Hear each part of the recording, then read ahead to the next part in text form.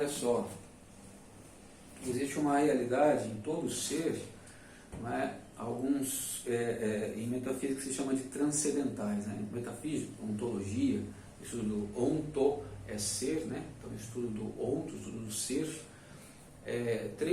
são três transcendentais. A metafísica surgiu lá com Aristóteles justamente para que se estudasse, né, o ser, né, supremo. No caso para Aristóteles, o motor imóvel. Não sei se você lembra disso. O motor imóvel Aristóteles acreditava que Deus, né, o ser supremo para ele, era um ser da onde havia vindo todas as coisas. Ele é o motor de todas as coisas, ele move todas as coisas, por isso ele é o motor imóvel, né? Ele não se move, ele é o ponto firme da onde começa o movimento de todas as coisas, né? Você vê que toda vez que você se movimentar, precisa de um ponto firme para começar o movimento. E Aristóteles até achava que esse motor imóvel ele ficava de costas para a humanidade, né? Nós estamos aqui se virando, ele simplesmente é aquilo que move e a gente se vira, mais ou menos assim a ideia dele. Mas ele percebeu que havia, né, algumas, digamos assim, características deste ser supremo, e que depois é interessante que nós que temos o ser que nós somos, nós também temos essas mesmas características. Vou colocar aqui, ó. Não, esse aqui não, vou colocar primeiro. Eu coloquei aqui disposto numa forma de símbolo. É um símbolo ainda meio abstrato, mas já ajuda a entender, né? Então está aqui, o símbolo é o triângulo, né? Porque são três transcendentais principais. Transcendentais aqui são, aqui a gente tem a bondade, a verdade e a unidade.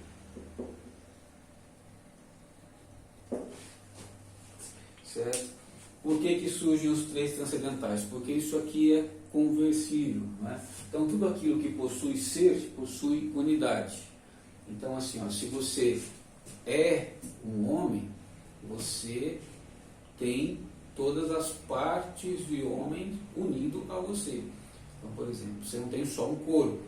Se você tivesse só corpo, né, e você não podia, aliás, só corpo não dá para ser nem animal, certo?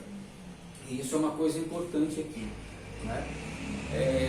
Essa noção de alma, que é algo que você, que é relativamente novo para você ficar pensando sobre isso, é algo que é o chamado ilemorfismo, né?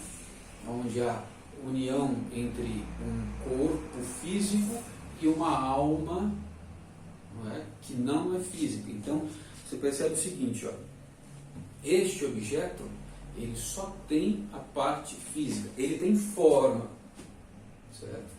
Até porque a ideia de canetão, né, ela está presente aí em muitas pessoas que fabricam esse objeto. Então, se eu destruísse todos os canetões do mundo, né, ainda assim a ideia, a forma de canetão estaria na mente de alguém, e essa pessoa pode confeccionar novamente esse tipo de objeto. Então ele tem forma, mas ele não tem alma, porque ele não age de nenhuma forma por si só. Para que ele escreva, precisa de um outro ser que haja por si mesmo. Então você vê que, por exemplo, as plantas, elas têm uma alma, né? Os animais, como o cachorro, por exemplo, tem uma alma. O ser humano tem uma alma, né? Por quê? Porque eles são capazes de por si só moverem-se. A planta não sai do lugar, mas ela cresce, né? Ela não precisa, eu não preciso ir lá e puxar ela para cima, né? Ela por si só ela desabrocha, ela cresce. Então existe nela uma alma. Quer dizer, a alma é uma espécie assim, olha, qual é o projeto desse ser, né? Sei lá, uma moreira, né? Ela nasce pequenininha, mas ela possui, na forma dela, existe uma moreira, né, adulta e capaz de produzir amoras, entende? Então, ela nasce muito pequenininha materialmente, mas ela nasce com a alma de uma moreira completa, digamos assim, com a forma de uma moreira completa. A alma faz com que essa tensão entre o pequeno material, o brotinho de amoreira, né? Existe uma tensão. O brotinho de amoreira pequenininho e a forma da moreira no seu potencial máximo, adulta e produzindo, certo? A alma é aquela que faz com que este ser se mova e chegue ao seu potencial máximo. Então há um movimento. Assim como, por exemplo, você tem esse mesmo movimento vegetal nos cachorros, né? O cachorro nasce pequenininho, lá o embriãozinho, e depois ele vai crescendo, ele sai do corpo da mãe, se desenvolve, cresce, e ele não só tem esse movimento de crescimento em si mesmo, mas ele tem o que Tomás de Aquino chama de motivo local, né? Ele é motivado a estar em outro lugar, né? Então, para procurar comida, ele sai daqui e vai até outro lugar por iniciativa própria, né? A força do seu instinto, a fome e assim, uma certa programação instintiva faz com que ele vá até aquele lugar. Então, há nele a possibilidade de ação por si mesmo. Eu não preciso ficar lá com uma cordinha e levando o cachorro até aquele lugar. Então, este princípio de ação, né, é o que nós chamamos de alma. No ser humano, a gente percebe que a alma, né, até pelos seus efeitos, tem algo muito diferente. Então, o cachorro, quando morre, ele não deixa um legado, né? Ele não deixa nada escrito, ele não deixa herança, ele não passa para o outro, olha, meu cachorrinho aqui, meu filho cachorrinho, eu quero que você continue o que eu comecei aqui. Ele morre, acabou, e né, até você percebe que existe um certo sentimento, digamos assim, dos cachorros, por quê? Porque os filhotes sentem, né? Mas eles sentem e daqui a pouco isso realmente passa, isso realmente não é algo que fica marcado para sempre. Agora o ser humano não, o ser humano tem essa característica, né? Então, você pega, está falando de Aristóteles, tem livro de Aristóteles aqui na estante, né? Porque ele deixou um legado, né? Que ele sentia essa necessidade de continuação, mesmo depois, olha só, ele vai morrer, ele não vai mais participar disso, ele não, o que ele vai receber com isso? Né? O que ele receberia com isso se nós tivéssemos em nós essa coisa de que, morreu, acabou, né? Morreu, acabou. Então, nós, pelo próprio efeito das coisas que nós fazemos, né? Da forma como nós fazemos, sempre tudo que nós fazemos tem um significado para além, para o pós-mortem, né? Nós vemos que nós temos algo diferente em nossa alma, esse princípio de movimento, esse princípio de ação, né? E me estendi muito na questão da alma, mas voltando aqui, ó, o fato é que nós podemos dizer, ó, o Flávio é, o Flávio é um ser. Se eu posso dizer o Flávio é que o Flávio é um ser. Agora, se ele é, né, o fato dele ser significa que ele está unido, né, corpo e alma. Podíamos até mais longe, corpo, alma e espírito, certo? E espírito a gente vai ver que não é a questão da religião, a gente pode mostrar isso de forma racional, tá? Que espírito não é simplesmente algo próprio, né, do estudo e do ensinamento da religião, é algo realmente possível de ser ensinado racionalmente, né? É um dado incontestável do que acontece em nós, certo? Então você está unido em todas as suas formas, em todas as maneiras de ser.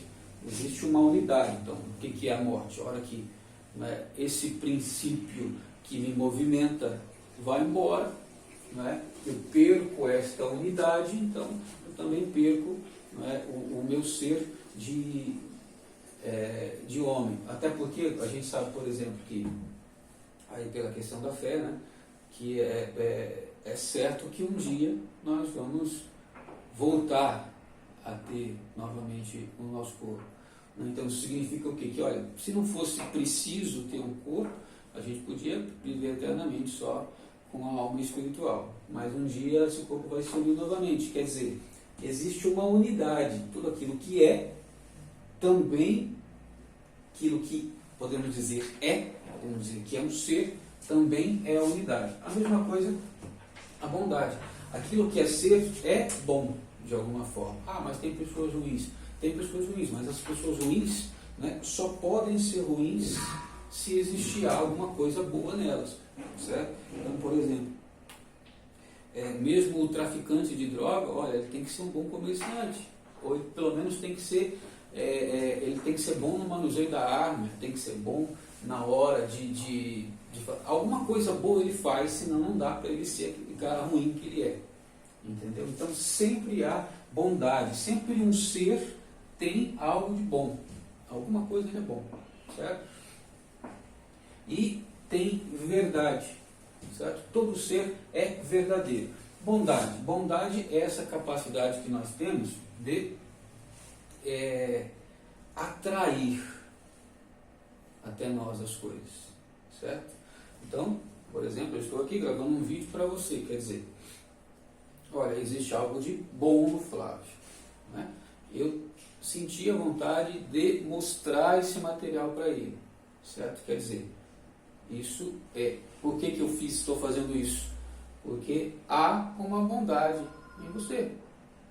Há você aí um desejo de conhecer isso que eu estou fazendo. E de repente colocar isso nos seus trabalhos. De repente a gente poder fazer uma pesquisa junto, montar um produto junto, crescer financeiramente junto, quem sabe? Né? E eu tenho muito material aqui, isso aqui você vai ver, pode até ser meio chato de ficar vendo e estudando tudo isso aqui, mas o efeito disso aqui, né, depois que você joga isso aqui numa técnica terapêutica, o efeito disso aqui é fantástico. Eu digo porque eu fiz isso comigo. Tá? Então, olha só, a capacidade de atrair as coisas a mim, isso é a verdade. E o que é a verdade? É a minha capacidade de comunicação, de me dar, de me mostrar, de ter algo em mim e eu dou isso aos outros, eu mostro isso aos outros, eu me dirijo aos outros.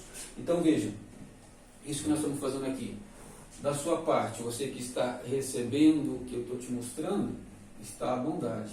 E da minha parte está a verdade, eu tenho capacidade de me comunicar, de me mostrar, de me doar, né, enfim, você já entendeu. Entende que, e daí funciona também o contrário. Né? Você comunicou para mim a vontade de ver isso que eu estou fazendo, né? Porque havia alguma bondade nisso, nos meus estudos, na minha vontade de aprender como funciona, né, a psique, como funciona o nosso interior. Você entende que aqui, esta é a base da comunicação entre os seres, certo? Bondade e verdade, capacidade de atrair e capacidade de se doar, capacidade de se comunicar, certo? E essas duas coisas, é claro que essas duas coisas estão unidas, certo? Existe aqui uma unidade, né? O vértice aqui é sempre o meio do caminho, né? Este é o princípio, este é o fim, este aqui é o efeito. É o efeito né? Então você vê que tem três coisas aí muito ligadas. E quando a gente coloca, por que tem aqui esse símbolo aqui no meio, né? Até estava pensando em usar isso aqui da forma como a gente estava falando lá em relação à hipnoterapia. Então, por exemplo, poderia chegar para a pessoa e dizer, ó, imagine que essas três coisas estão ligadas por barras conectadas de titânio, que são indestrutíveis. Imagine isso, e a partir de agora você vai pensar sempre nessas três coisas de forma inseparável. Estava pensando nessa possibilidade porque olha só, o nome do curso é integração. Então, quando a gente faz uma análise disso aqui dentro de nós, da bondade, certo? Você não vai errar essa análise se ao mesmo tempo você estiver olhando para a verdade.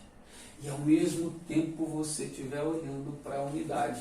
Porque todas elas têm leis específicas, mas que só vão ser compreendidas plenamente se você considerar de forma única essas três realidades. Entende?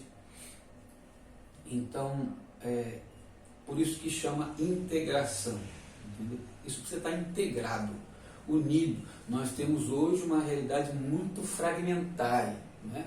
Isso ficou muito pior, não é? Quando chegou lá o pessoal ali deixa eu ver se eu lembro o nome.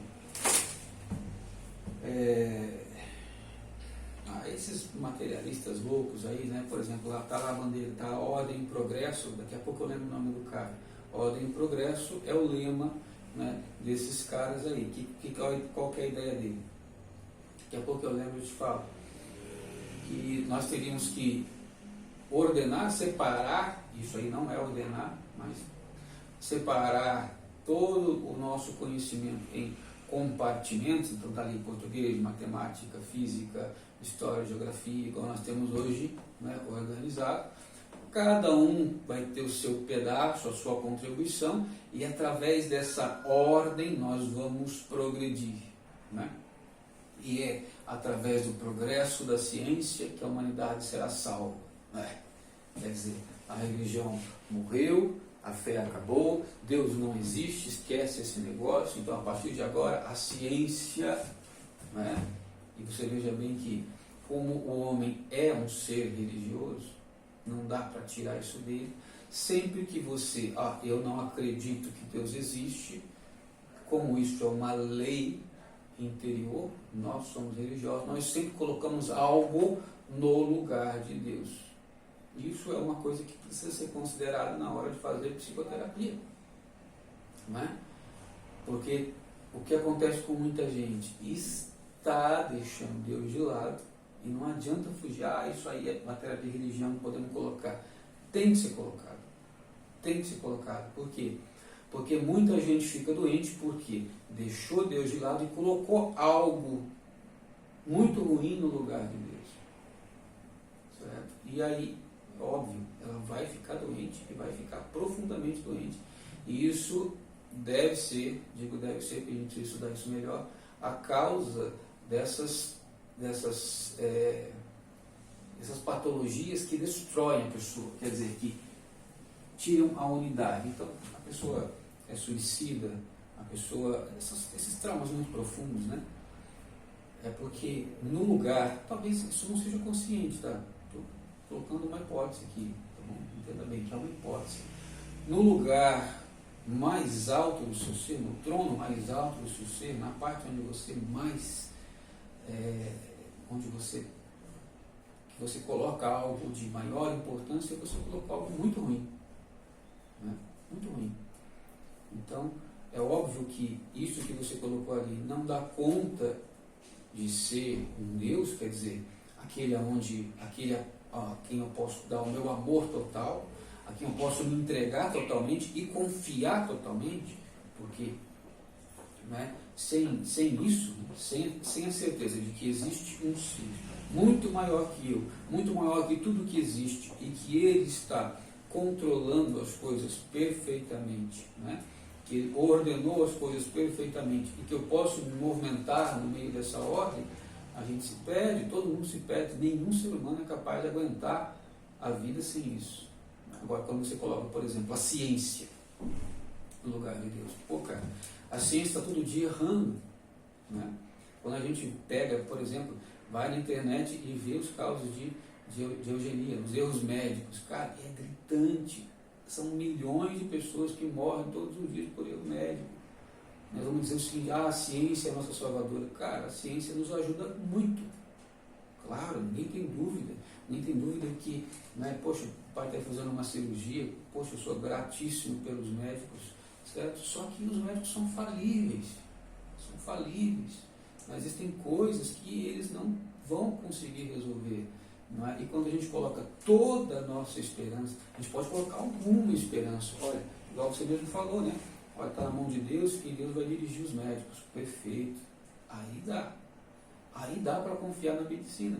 Quando você tem o Ser Supremo, né, comandando esta capacidade humana, muito boa, muito eficaz, mas falível, né? Então veja bem, que é uma questão de colocar ordem, de colocar as coisas em ordem. Quando nós não temos este senso de medida, este senso de ordem, o que vem primeiro e o que vem depois, a gente sempre adoece. Entende?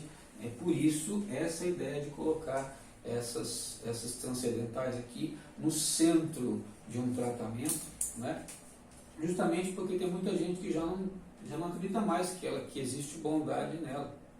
A gente não acredita mais que existe verdade nela. E muita gente acha que nós somos um ser totalmente fragmentário, como se fôssemos bichos, né? E não tem sentido para nada o que nós fazemos. Tá bom?